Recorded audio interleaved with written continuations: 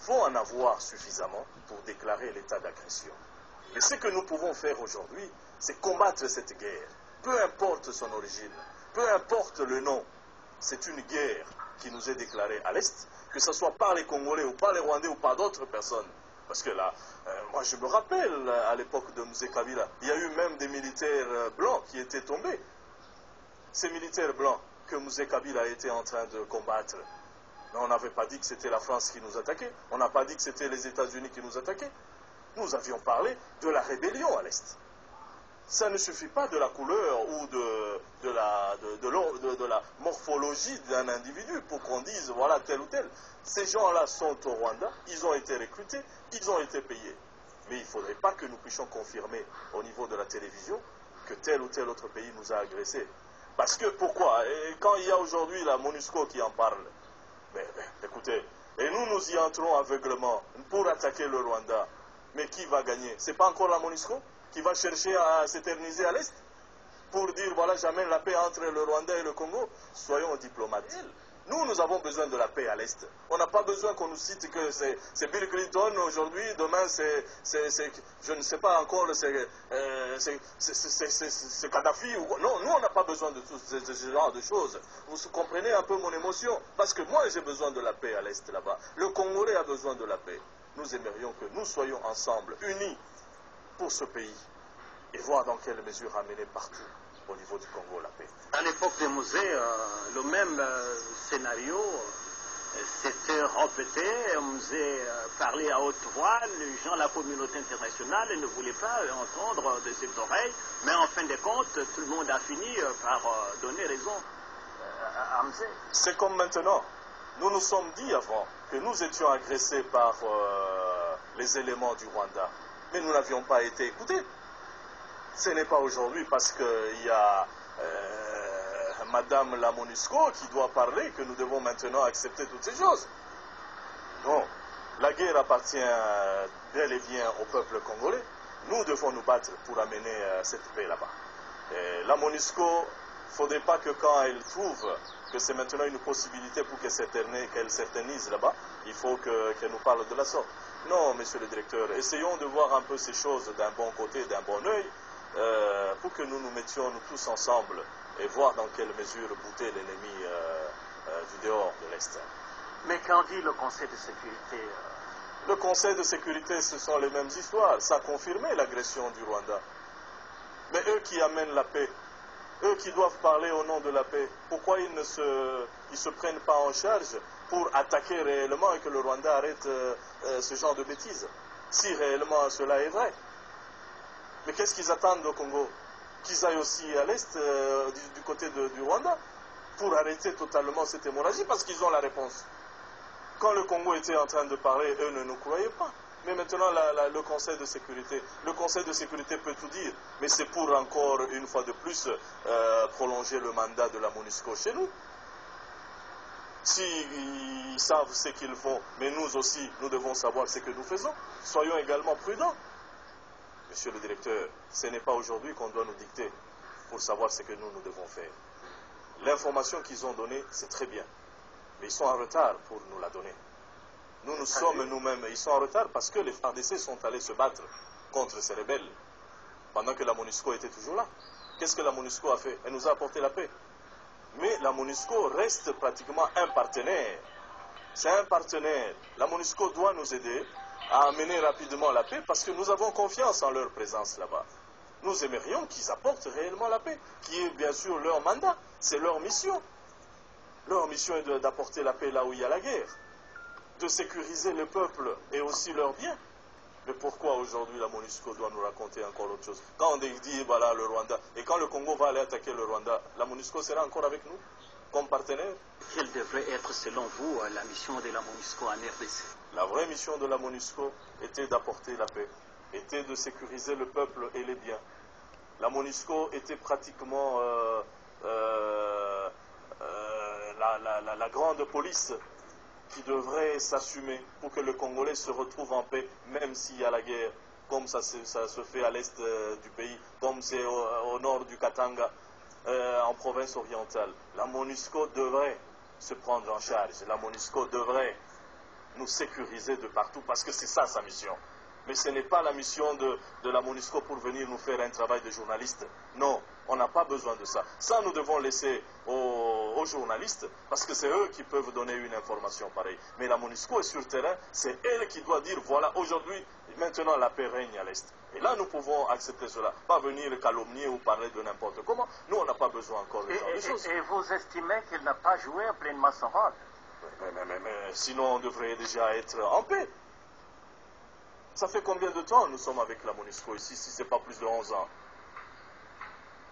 Monsieur le directeur, est-ce que ça, il faut qu'on ramène ça à l'école primaire pour que les enfants de l'école primaire comprennent de telles choses? La MONUSCO n'a pas fait son travail. La ministre rwandaise en charge des affaires étrangères, Louise Mushikiwabo, a nié dernièrement l'implication de son pays, le Rwanda, dans cette aventure. Quelle est votre réaction? C'est tout à fait normal. C'est son rôle. Monsieur le directeur, vous dites bien c'est la ministre des Affaires étrangères. Elle ne peut pas aujourd'hui dire que mon pays vous agresse. Ça sera une agression. Nous irons attaquer le Rwanda. Et d'ailleurs, même au Parlement, nous allons voir qui sont en mesure de prendre les armes pour aller au Rwanda. Donc, elle ne peut pas accepter. Elle ne peut pas accepter. Ça, c'est un de ses rôles. Donc, ce qu'elle fait maintenant, c'est jouer de la diplomatie, mais que le Rwanda nous prête main forte pour arrêter cette guerre si réellement il n'est pas impliqué. En croire une certaine opinion, la guerre de l'Est serait tout simplement entretenue par les fils du terroir, ça veut dire les natifs du coin de ce coin et soutenir à l'étranger. Qu'en dites-vous? Je pourrais dire à 80%, je suis de cet avis. Parce que une fois vous êtes à l'Est, l'argent des enfants de l'Est vient de ces opérations militaires. Je m'explique.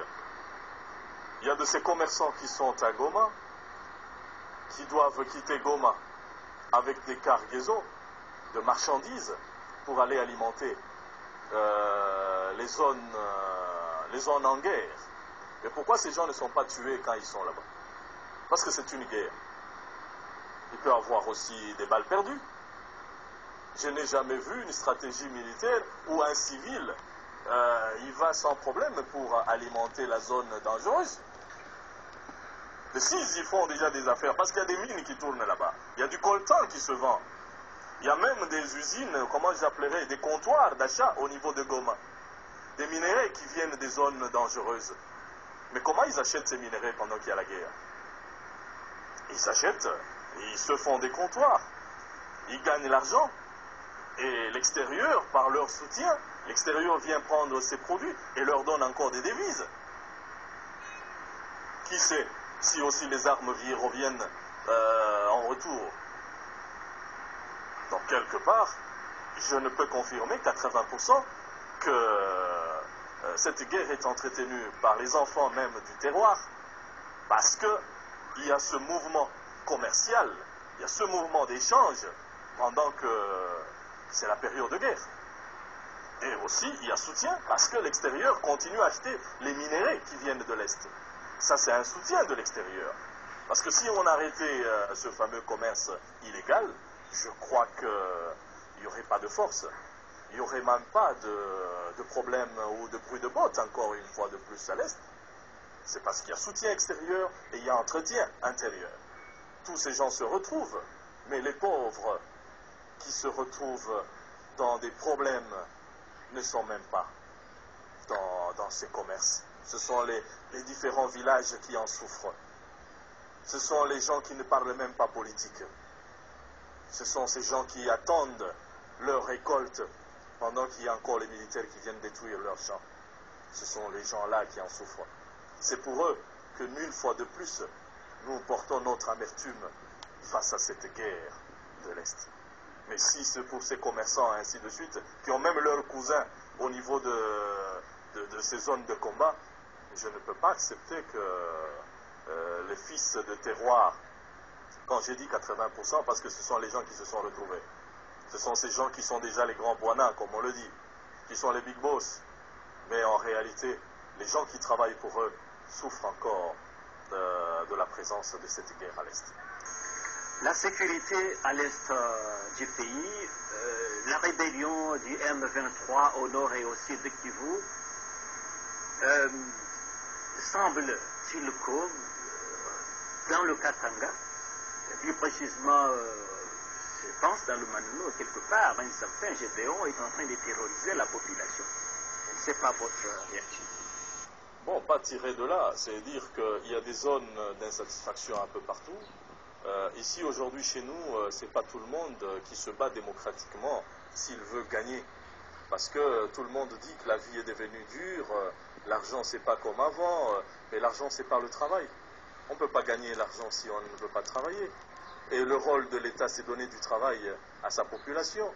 C'est pour ça d'ailleurs que je vois le gouvernement est en train de se battre pour donner ce travail à la population.